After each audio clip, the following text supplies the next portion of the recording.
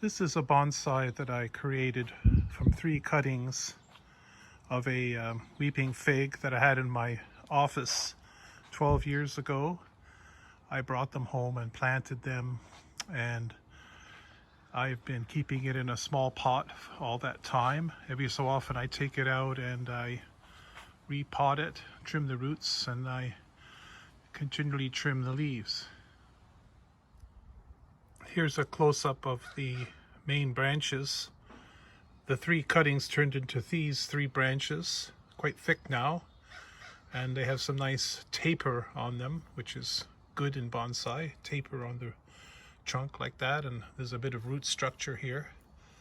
So I think I'm not doing too bad. Here's a close-up of the leaf structure of the bonsai. I go around once in a while and cut off the biggest leaves, and that keeps the leaf size pretty small, and it creates, it stimulates growth, and I get new leaves. These pale leaves are the newer leaves. I do that fairly regularly, and I keep the whole thing reasonably small. This is what's left of the mother plant that I derived the bonsai from. It's not very small, but I guess technically it's a bonsai because it's a tree in a pot. I left this behind 12 years ago, but the new owner couldn't keep it and gave it back to me. When I brought it home, it didn't like being moved, and I lost a couple of branches. So this is actually just one branch of the original tree. I got it in 1977, so that makes it 43 years old. Anyhow, it's still going strong. You can see that the leaves of this tree are much bigger. I haven't tried to keep it small, and I haven't tried trimming the leaves very much, although there are some new leaves here.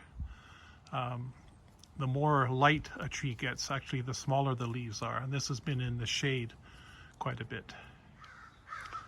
So if the original tree was the mother and my bonsai is the daughter, then this is the granddaughter.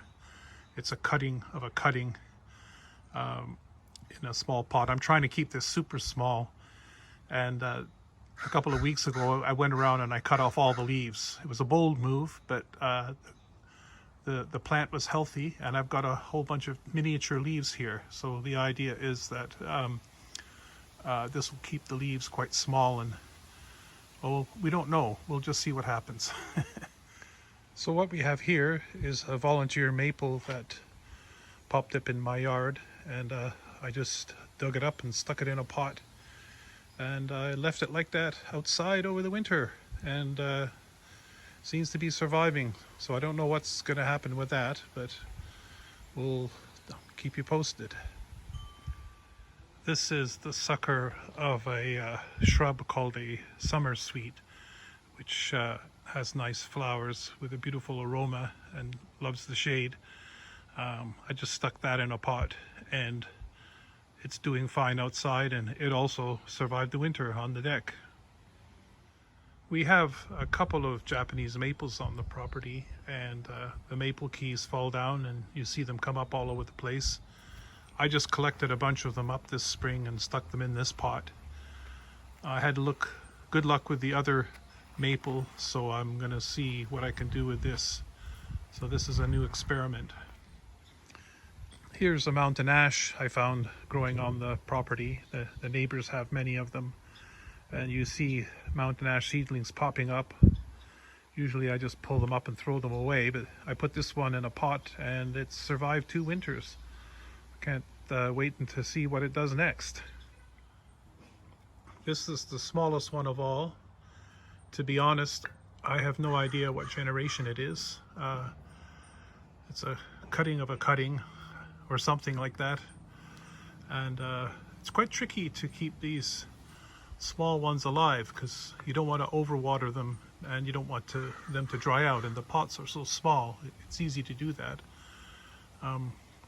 So I think that one of those leaves just looks a little bit too big, so I'm just gonna snip it off, and that's how you do it. I think I'll just leave it like that for now, and see what happens. Notice the white sap that is coming out of that cut. That's because it's a member of the rubber family. Thanks for watching.